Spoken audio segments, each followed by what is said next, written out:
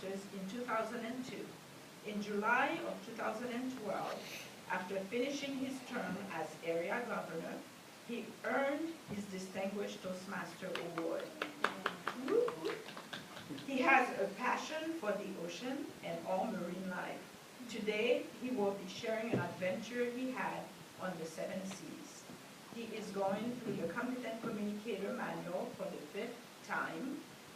Today, he's giving speech number 5, Your Body Speaks. His objectives are to learn the value of gestures and body movements as part of speech, to use body movements, facial expression, and eye contact, with his speech entitled, I Love Sharks. Please help me welcome Jeff Landau.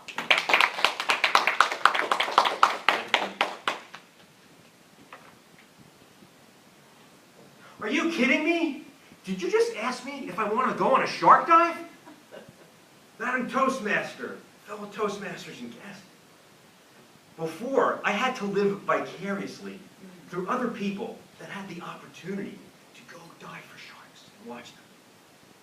I never thought I'd have the opportunity. Who knew in Southern California you could go on a shark dive? I couldn't wait when I found out about this.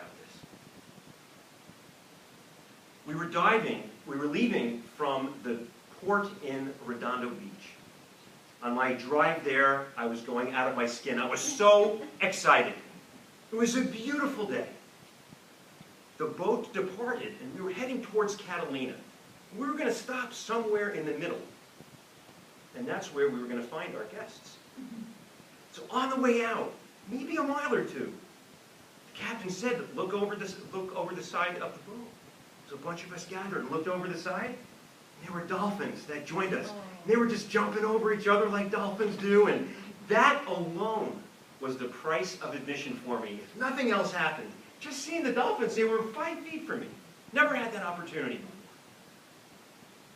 So we got out. We're about halfway or so to Catalina, and it was time to attract our guests. Does anybody know how you attract a shark? Chum the water. You chum the water. She was not planted here. That was an honest answer, and it happens to be accurate. Strawberry chum. Does everybody know what chum is? No. No? Okay. So chum is basically cut up fish and the blood from it. So next time someone's calls you chum, make sure they mean friend. So how do you make chum? You don't just go to the Vons and ask, where's the chum on? You have to make it. So we have these little fish, and we had to cut up the fish. But you don't want to get hurt when you're cutting up the fish, right? So there was a glove, and we all practiced doing this, whoever wanted to. And it was a metal glove. And it was little ringlets of metal. Little ringlet, just more and more ringlets and ringlets and ringlets. So when you put it on your hand, you could move it, but when the knife hit it, it wouldn't cut through. So we're cutting up these fish and putting it in this bucket. So everybody had a chance who wanted to do it.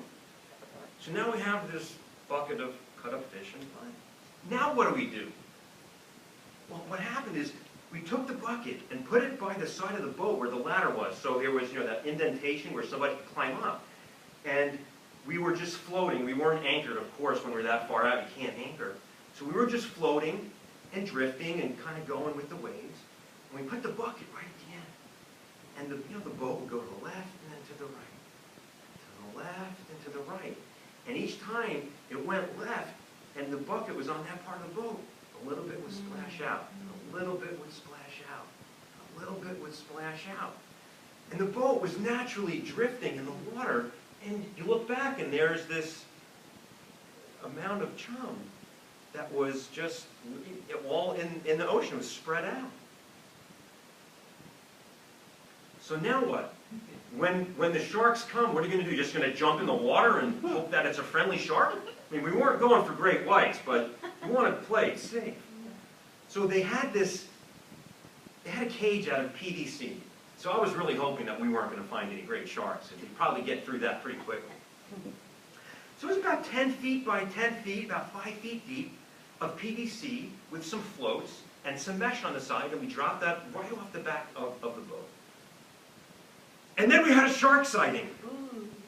Now, naturally, somebody would say, shark sighting, okay, where do I go? I couldn't wait to hop in the cage. I wasn't first, I had to wait. Got the wetsuit on, I hopped in that cage. We had a 5-foot blue shark. And I was in that cage with a couple people, and the shark just circled around one side and circled around the other, and it went underneath, and I'm just floating there, just never. I've been behind glass and see sharks at the Monterey Bay Aquarium, but this is right up personal. So I was looking underneath, and then I was at the side, and the shark just stopped. It was like right here. And it was just floating and wagging its tail and staring at me, and I just couldn't take my eyes off it. It was so amazing. It gave me chills, but not chills because I was scared, chills because I was just so excited. That was amazing. And then after that shark left, we had another shark come up. This was a baby about 1.5 feet.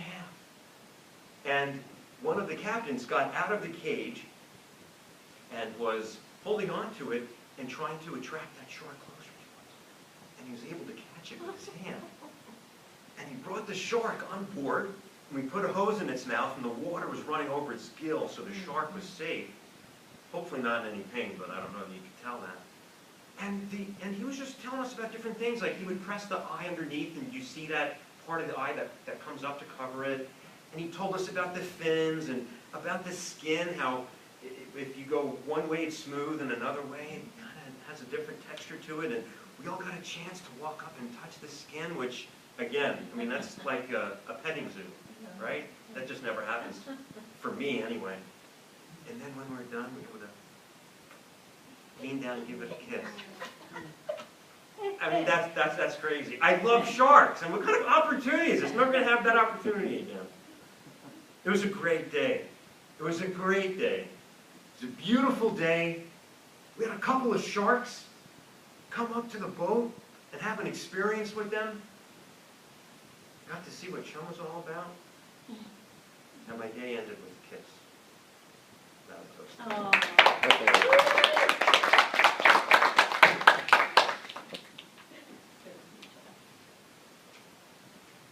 At this time, if you could get a timer's report. It was 6 minutes and 7 minutes. Thank you. Thank you.